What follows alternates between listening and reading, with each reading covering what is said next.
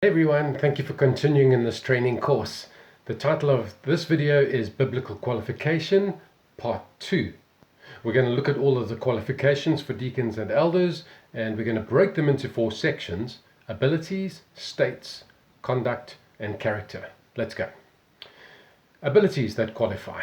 Number 1, able to teach. 1 Timothy 3 verse 2, this is for elders. 1 Timothy 5 verse 17 speaks of elders and of those who preach and teach. So we can understand that not all elders are equally gifted for public preaching. But all elders do need to be able to impart the truths of faith to others, because elders are responsible for direction, doctrine, and discipline. Teaching is a vital skill. Number 2, manage his own family well. 1 Timothy 3 verse 4. A person's ability to manage their own family well indicates that they will also be able to manage their responsibilities in the family of God well. If children are obedient, if relationships are respectful, this speaks of healthy authority, a good leader. Number 3, hold firmly to sound doctrine.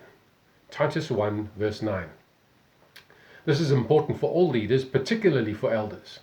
Because an elder is responsible for doctrine, he must have a strong track record of faithful presentation of the scriptures and be able to defend the truth when it's attacked. This is where some training in hermeneutics, the interpretation of scriptures, and even apologetics, the defense of the scriptures, is very important. Note that Paul wrote, "The trustworthy message as it has been taught." The leader's role is not to come up with new revelations, but to defend the gospel, the Great Commission, and the clear teachings of the Bible. States that qualify. Number 1, faithful to his wife. Although these texts point to deacons and elders being married men, there are a couple of things we should consider.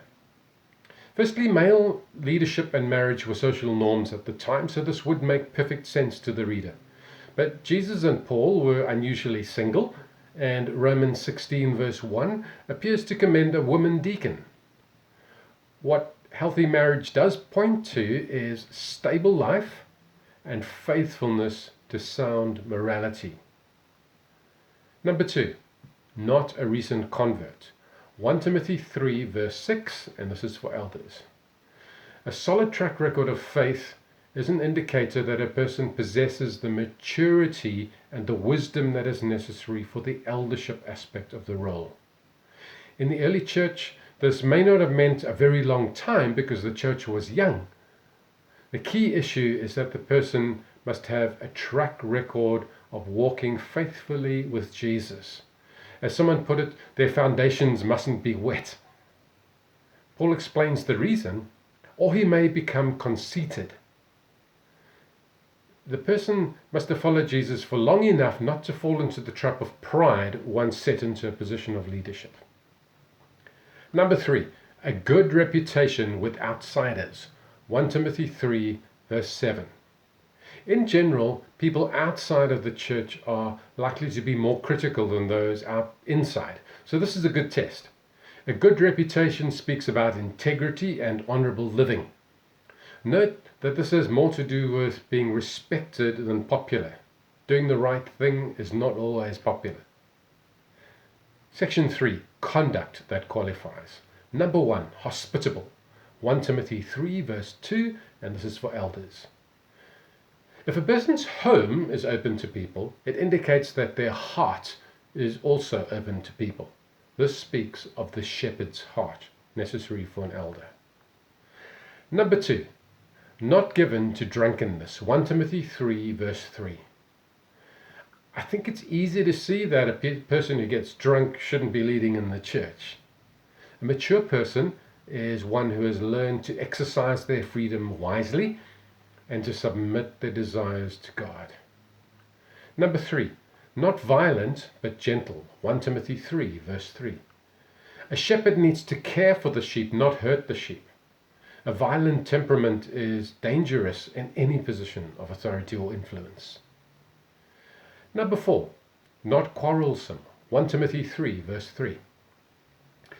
A leader will inevitably need to deal with difficult, even divisive people. They will therefore need to be able to manage conflict well.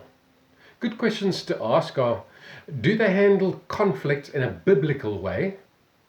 And do they tend to stir conflict up or calm things down?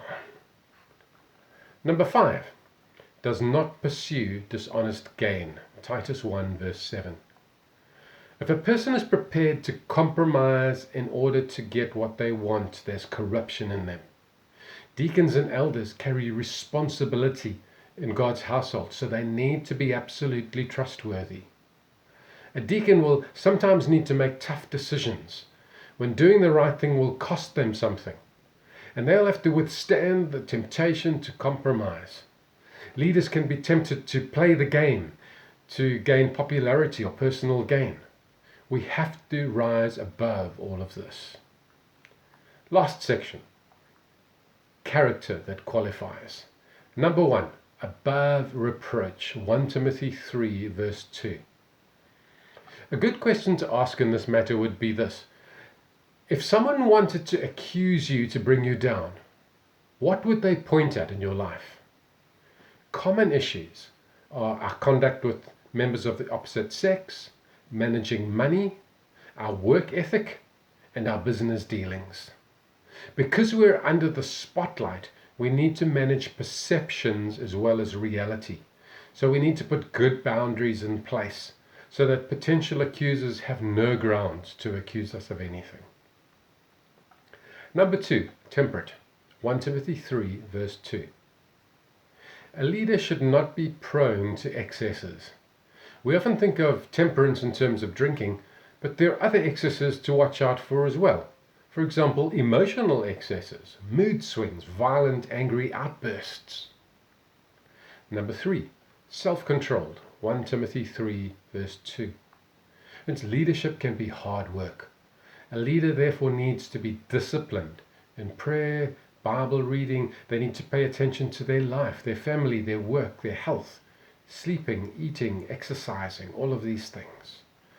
Number 4, not overbearing. Titus 1, verse 7. This is for elders. Eldership is a position of authority, and authority can be abused. So an elder must be able to lead without dominating people or controlling people. Lastly, number 5, not a lover of money. This speaks of financial management as a whole. How do I practice tithing, giving, saving, spending wisely? Am I generous or am I stingy? Am I prepared to live on less if the ministry required that of me? That's it for now. I think now we're in a great position to allow God to examine us in terms of these matters. Please take time to do that. Please make some notes, and remember, share your thoughts and your questions on the group. Bless you.